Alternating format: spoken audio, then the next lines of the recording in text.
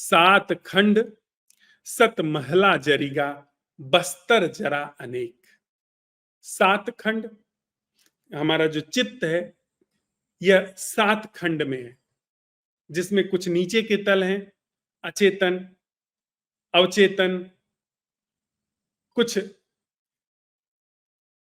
ऊपर के तल हैं जिसमें परम चेतन तक सातवां तल है, अति चेतन, समष्टि चेतन, परम या ब्रह्म चेतन। ऐसे कुछ सात तल हैं हमारे चित्त के। वो मनस्विदों ने उस पर बहुत शोध किया है। वो मोटी मोटे रूप में हम यहाँ पर बात समझे, कहते हैं कि वह जैसे एक बर्फ का कोई टुकड़ा है, अगर उसको आप पानी में डाल दें तो 9 हिस्सा जो है उस बर्फ का वह पानी में डूबा रहता है, एक हिस्सा जो बाहर है वही दिखाई पड़ता है। तो जो हम सोच विचार करते हैं, जो हमें समझ में आता है, वह सिर्फ एक हिस्सा है, 9 हिस्सा हमारा डूबा हुआ है। तो अगर थोड़ा मनस के बारे में बात की जाए तो हम ये कह सकते हैं कि जैसे जैसे हम जिए हैं, जैसे जैसे इंसान जिया है, जैसे जैसे इंसान जीते हुए इस मनुष्य के रूप में जैसी उसकी जीवन शैली विकसित हुई है, वह आया है, या जिस तरीके से बुद्धि विकसित हुई है, उसके आधार पर उसके जहां पर वह है उसके नीचे कम से कम 3 तल है, जिसको मनस्विदों ने खोज लिया है। और जो अपने ऊपर काम करने वाले लोग हैं, जो ऋषि हैं, उन्होंने कहा है कि केवल नीचे के ही तल नहीं है, ऊपर के भी कुछ तल हैं। मनस्विद नीचे के तल, कॉन्शियस लेवल से नीचे के 3 तलों की बात करता है।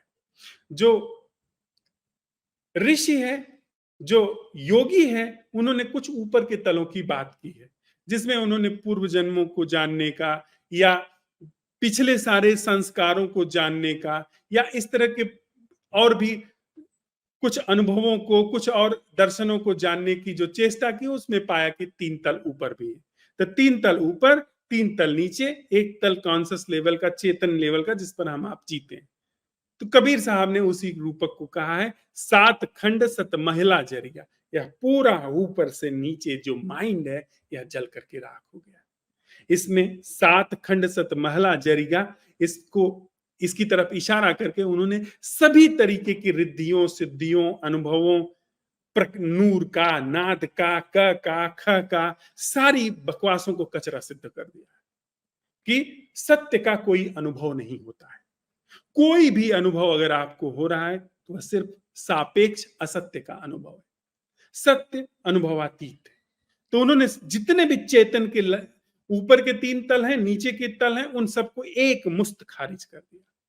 यानी संसार को तो उन्होंने खारिज किया ही, उन्होंने धर्म अध्यात्म को भी जड़ मूल से खारिज कर दिया। सारा ये जो मन का क्रियाकलाप है, जो पेंडुलम की तरह एक तरफ जाता है या पेंडुलम की तरह दूसरी तरफ जाता है, इस पूरी घड़ी को उन्होंने तोड़ दिया। कबीर साहब आगे कहते हैं, बस्तर जरा अनेक। वस्त्र, बहुत सारे कपड़ों में हम रहते हैं। अगर हम देखें, अगर हम अपने को, हम मित्र जो साथ साथ चलते हुए अपने ऊपर प्रयोग कर पाते हैं, वे इस बात से परिचित होते हैं, परिचित होंगे कि जब हम थोड़ा सा अपनी तरफ देखते हैं तो पता चलता है कि हमारा होना बहुत सारे वस्त्रों में लिपटा हुआ है। जब आप एक वस्त्र को देखने में सक्षम होते हैं, तब उसके पीछे जो छिपा हुआ दूसरा वस्त्र है वह पता चलता है। मतलब जिसे हमने अपना जीना समझा हुआ है, वह असल में वस्त्र है, वह आरोपित चीज है, वह ऊपर से ओढ़ी गई चीज है। हम सोचते हैं कि हम अपना निजी जीवन जी रहे हैं, जबकि ऐसा होता नहीं। जैसे एक बात को हम लें, धर्म, संगठित धर्म को हम समझते हैं कि जो हमारे अंदर किसी धर्म विशेष के लिए बड़ी भक्ति, बड़ा श्रद्धा भाव पैदा होता है, वह हमारा निजी है। वह निजी नहीं है, वह आरोपित है। आप अगर उस घर में पैदा हुए होते तो जैसे आप इसके लिए रूढ़िवादी हैं, वैसे ही उस तरीके से रूढ़िवादी होते। आपको ऐसा महसूस होता है कि यह मैं अपना जीवन जी रहा हूं, यह मेरे अंदर से बात आती है। लेकिन ऐसा नहीं है, उसके लिए आपको प्रोग्राम किया गया है, उसके लिए आपको तैयार किया गया है।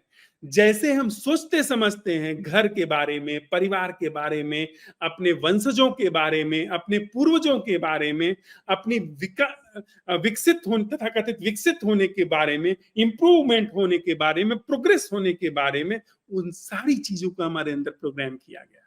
तरह तरह की वस्त्र हमें लपेटे हुए हैं। जो ओरिजिनल हमारी जिंदगी है अभी तक वापस वह बाहर धरातल पर आई ही नहीं। अभी तो कपड़े जी रहे हैं, अभी तो बहुत तरीके के आवरण जी रहे हैं। अब एक व्यक्ति पूरा जीवन अर्पित कर देता है तथाकथित रूप से लोगों के उद्धार के लिए। एक व्यक्ति अपने को बम बांध करके जाकर के फट जाता है चौराहे पे, यह समझ करके कि ऐसा करने से उसे जन्नत मिल जाएगी। अब यह वस्त्र है जो जी गया, जिसने जान जान तक दांव पर लगा ली। एक विशेष तरीके की विचारधारा, एक विशेष तरीके की पार्टी के लिए पूरा अपना जीवन झोंक दिया। दूसरी पार्टी की वो निंदा ही करते रह गए, दूसरे धर्म की वे निंदा ही करते। मेरा धर्म श्रेष्ठ है, मेरा देश श्रेष्ठ है, मेरी जाति श्रेष्ठ है, मेरा विचार श्रेष्ठ है, मैं श्रेष्ठ हूं।